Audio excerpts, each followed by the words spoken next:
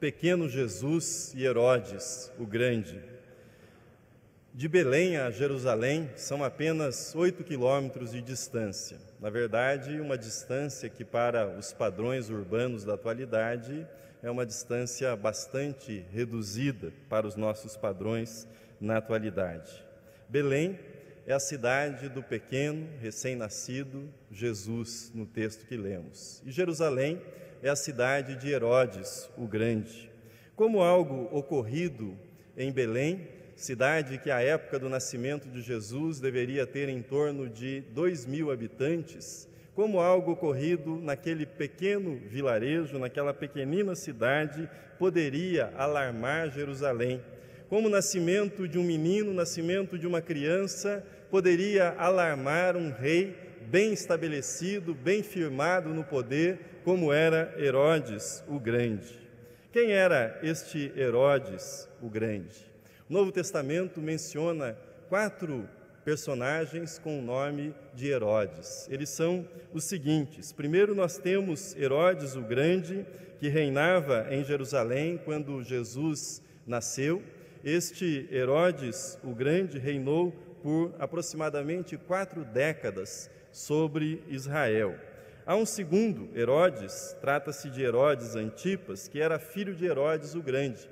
E este não governou sobre todo Israel, mas após a morte do seu pai, governou sobre a Galileia, sobre a região na qual Jesus realizou o seu ministério. E foi esse, segundo Herodes, que foi chamado por Jesus de raposa. E foi ele também quem mandou decapitar João Batista. Há um terceiro Herodes, Herodes Agripa I, que era neto de Herodes o Grande. E este Herodes mandou decapitar Tiago, segundo aquilo que nós lemos em Atos capítulo 12.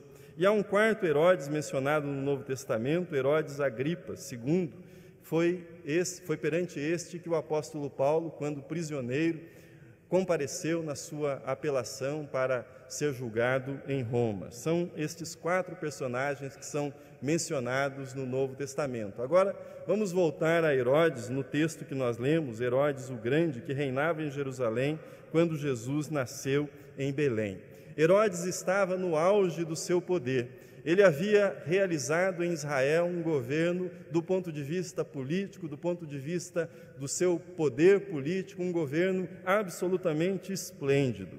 Vejam algumas das obras, das grandes obras que Herodes fez ao longo das quase 4 décadas em que governou Israel.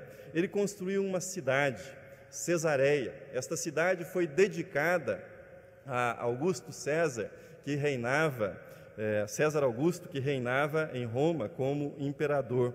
E nesta cidade ele estabeleceu um porto, era o primeiro porto construído na cidade de Cesareia e um dos principais de todo o Oriente.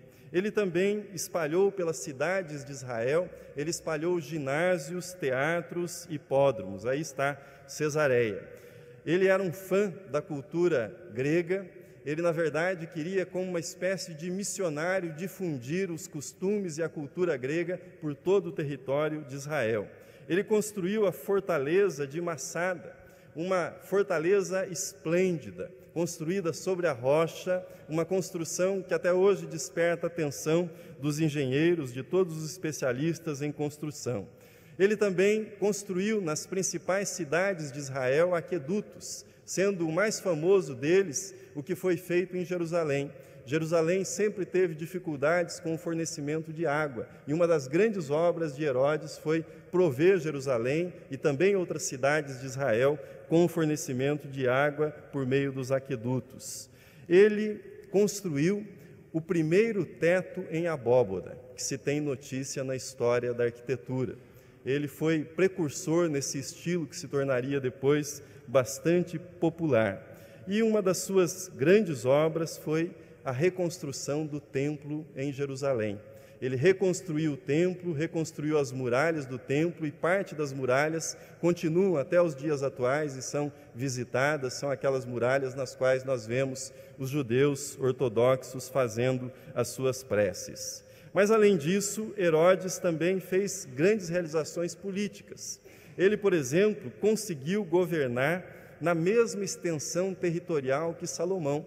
Depois de Salomão, nenhum rei havia conseguido governar todo o território de Israel, e Herodes conseguiu esta proeza política. Ele fez alianças duradouras com Roma, e fez alianças que eram vantajosas para o povo que vivia na Palestina. Ele controlou o Sinédrio. Alguns historiadores dizem que no tempo de Herodes era como se o Sinédrio tivesse deixado de existir, ou seja, o grande conselho que havia em Israel. Ele controlou a nomeação dos sumos sacerdotes, que era uma nomeação, na verdade, por sucessão familiar. Ele rompeu a sucessão e passou a nomear os sumos sacerdotes. Trouxe prosperidade econômica para Israel. O período do seu governo foi um período de grande prosperidade para Israel. Na verdade, Herodes definiu o que nós chamaríamos de estilo de liderança. Qualquer líder político, qualquer pessoa que tivesse uma aspiração de liderança naquelas 4 décadas, certamente olharia para Herodes. Ele era um exemplo de líder que havia conseguido com êxito estabelecer os seus propósitos. Se nós deixarmos de lado as excentricidades, as loucuras de Herodes e nos concentrarmos do ponto de vista político, do ponto de vista administrativo, Herodes talvez esteja na mesma categoria em Israel de Davi e Salomão, do ponto de vista das realizações e dos êxitos que ele obteve em seu governo. Eu quero, nesta manhã, fazer alguns contrastes entre o pequeno Jesus de Belém e Herodes, o grande que reinava em Jerusalém. Contrastes entre o rei recém-nascido e a missão que esse rei recém-nascido havia recebido e o rei que estava estabelecido na cidade de Jerusalém. Herodes e Jesus marcam o contraste entre 2 tipos de reinos. Herodes e Jesus marcam um contraste entre 2 estilos de liderança. Herodes e Jesus marcam a diferença entre 2 modos de influenciar as pessoas. Herodes e Jesus mostram 2 escolhas, 2 opções de vida. E em menor proporção, todos nós somos confrontados com estas escolhas. A quem nós teremos como modelo? Teremos Herodes ou teremos Jesus como modelo nas nossas escolhas, nas nossas decisões e naquilo que nós empreendemos na nossa vida?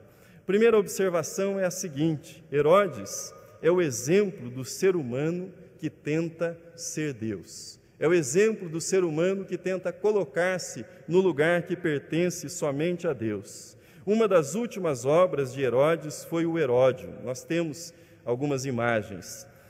Era uma fortaleza construída sobre uma montanha de cerca de 25 quilômetros, a cerca de 25 quilômetros de Jerusalém.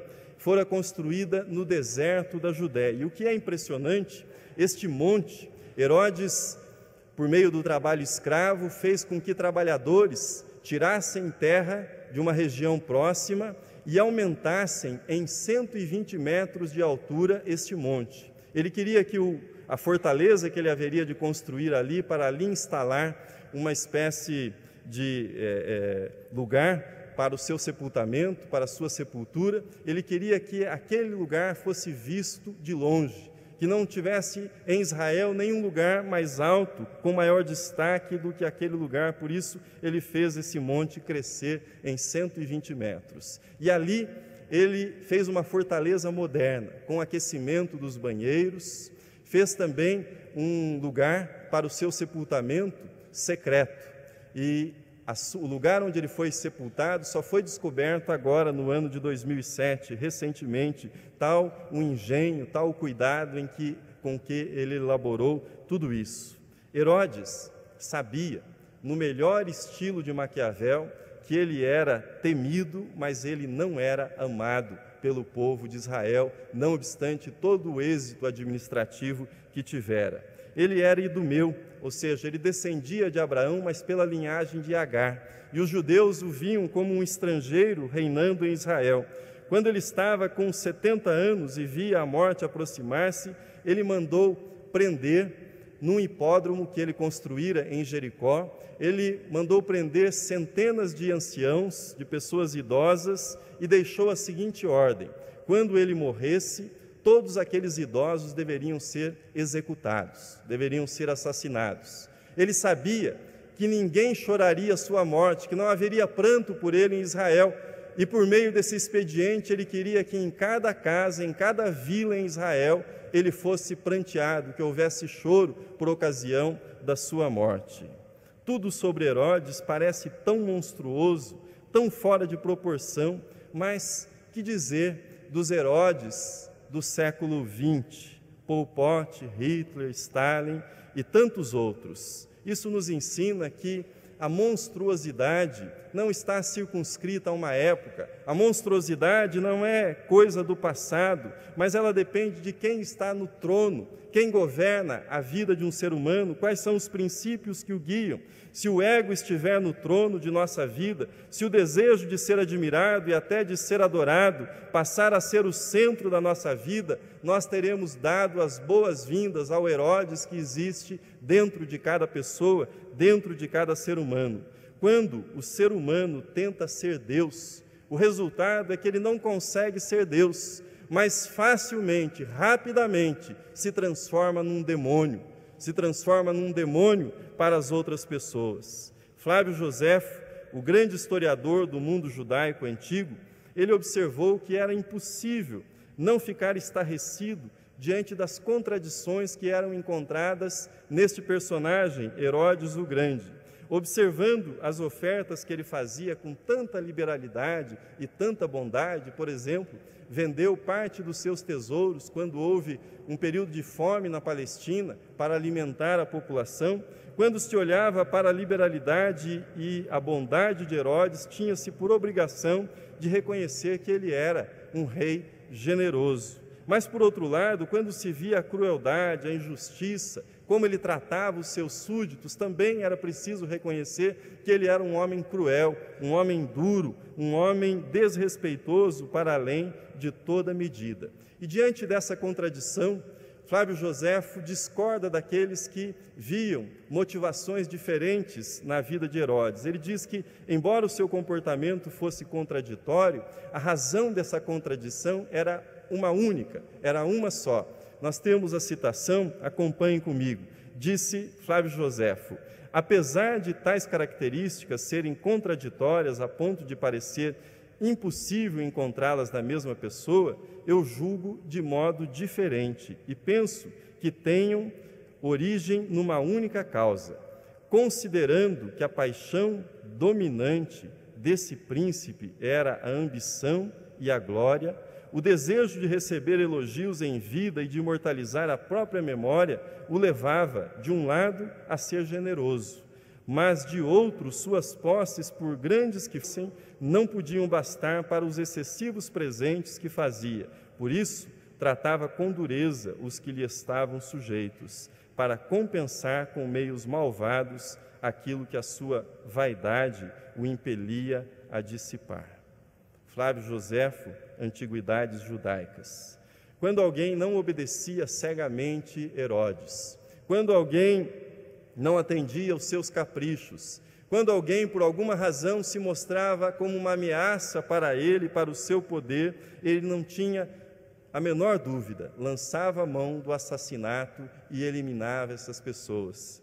Contam os historiadores que Herodes teve 9 esposas e ele mandou assassinar a esposa que ele mais amava, Mariane. Imagine o que ele fez com as outras.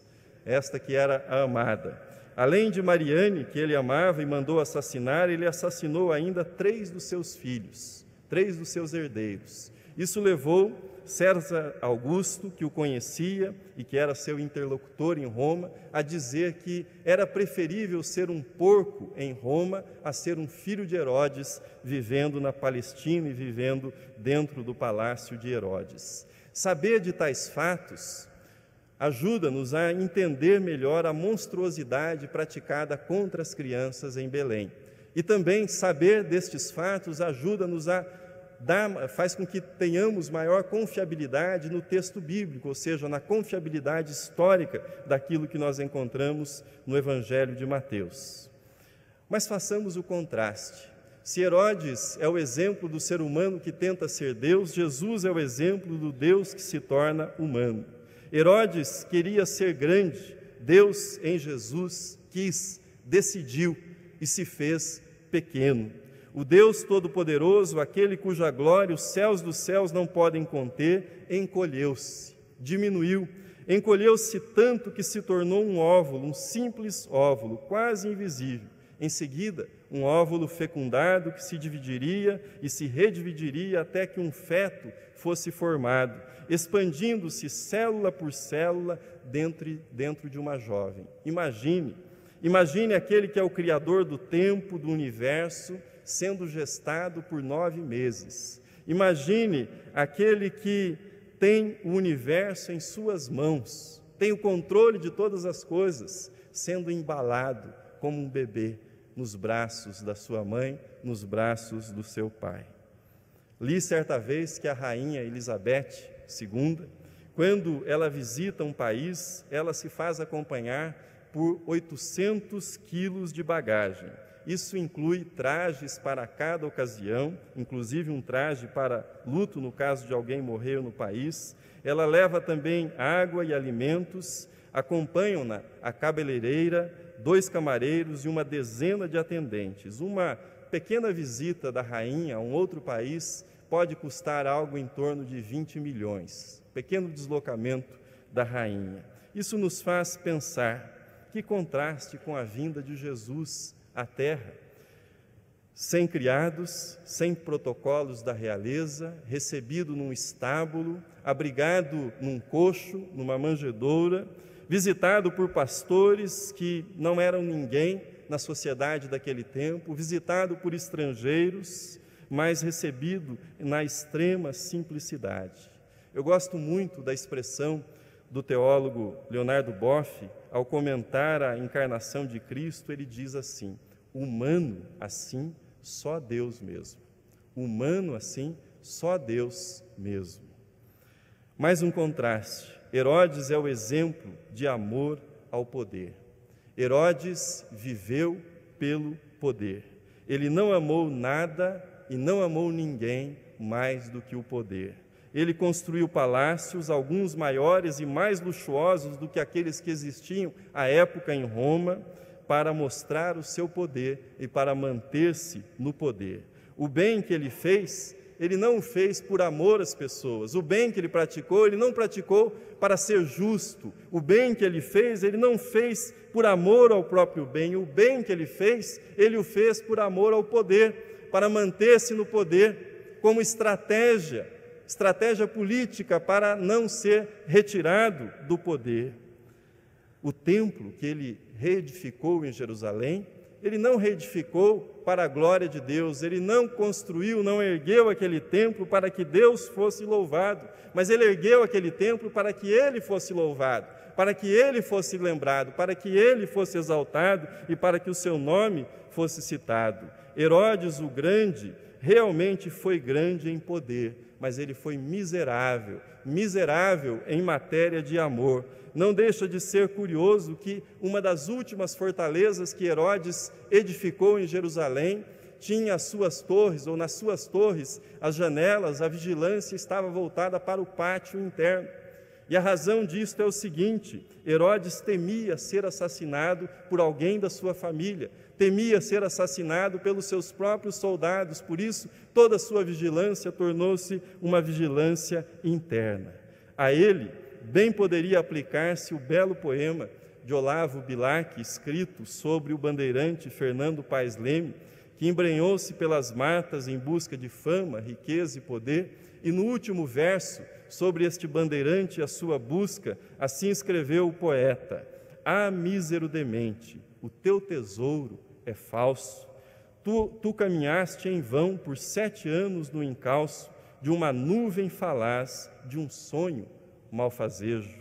Enganou-te a ambição, mais pobre que um mendigo, agonizas, sem luz, sem amor, sem amigo, sem ter quem te conceda a extrema unção de um beijo. Que vida miserável é a vida de apego ao poder e à riqueza. Mas há o contraste. Jesus é o exemplo do poder do amor. Se Herodes é o exemplo de amor ao poder, Jesus é o exemplo do poder do amor. Hoje, 2000 anos depois, o Heródion, aquela montanha mortuária de Herodes, interessa aos arqueólogos, interessa aos historiadores, interessa a alguns curiosos que visitam a terra de Israel, mas não mais do que isso. Já a suposta gruta onde teria nascido Jesus e sobre a qual foi edificada uma igreja, a Igreja da Natividade, todos os dias está apinhada de gente. Pessoas vêm de todos os lugares do mundo para visitar aquele lugar onde supostamente o menino Jesus teria nascido. Herodes quis ser grande, acabou odiado e esquecido. Deus escolheu em Jesus ser pequeno, e é lembrado e é amado e continuará sempre sendo exaltado. O menino que nasceu em Belém cresceu sendo amado por seus pais, José e Maria.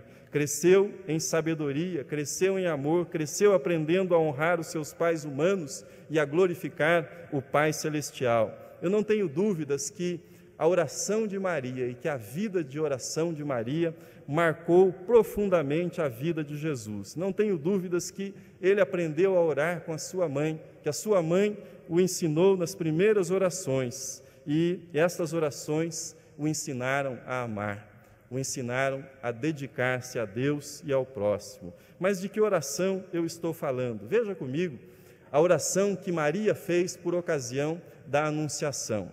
Diz assim: então disse Maria, aqui está a serva do Senhor, que se cumpra em mim conforme a tua palavra. Pouco mais de 3 décadas depois, o menino que nasceu em Belém faria uma oração com a mesma essência no jardim do Getsêmani, quando o seu Calvário em Jerusalém se aproximava. Note a semelhança no propósito, a semelhança no espírito que há entre a oração de Maria e a oração que Jesus fez no Getsêmani. Assim diz: adiantando-se um pouco, prostrou-se sobre o seu rosto, orando e dizendo: meu Pai, se possível, passe de mim este cálice, todavia não seja como eu quero, e sim como tu queres. Cumpra-se em mim a tua palavra. Eis aqui a tua serva. E Jesus dizendo: todavia não seja como eu quero, e sim como tu queres. Termino esta meditação lembrando o escritor inglês H.G. Wells, que diz: o teste do historiador para avaliar a grandeza de um indivíduo é perguntar-se o que é que ele fez crescer. O que é que ele fez crescer? O que é que ele fez com que se desenvolvesse na história humana? Acaso fez Jesus crescer o ódio? Fez Jesus crescer a intolerância, a vingança? Fez Jesus crescer a morte, o preconceito e outras coisas semelhantes a esta? Jesus fez crescer o amor. Jesus fez crescer a paz, a alegria, a honestidade, a misericórdia, a justiça, a esperança, a verdade. Esses são os frutos da vida de Jesus, do ministério de Jesus e da vinda de Jesus entre nós. Fez crescer tudo isso o pequenino que havia nascido em Belém. Por fim, uma última citação que, de alguma forma, resume todos os tópicos que mencionei para vocês. Nós temos o texto, assim diz: a essência do pecado é nós, humanos, nos pondo no lugar de Deus, enquanto a essência da salvação é Deus pondo a si próprio em nosso lugar. Nós nos pomos onde só Deus merece estar. Deus se põe onde merecemos estar. Em Jerusalém, Herodes se pôs no lugar de Deus e foi grande a sua ruína. Em Belém, Deus se pôs em nosso lugar para a nossa salvação. Louvado seja Deus. Amém.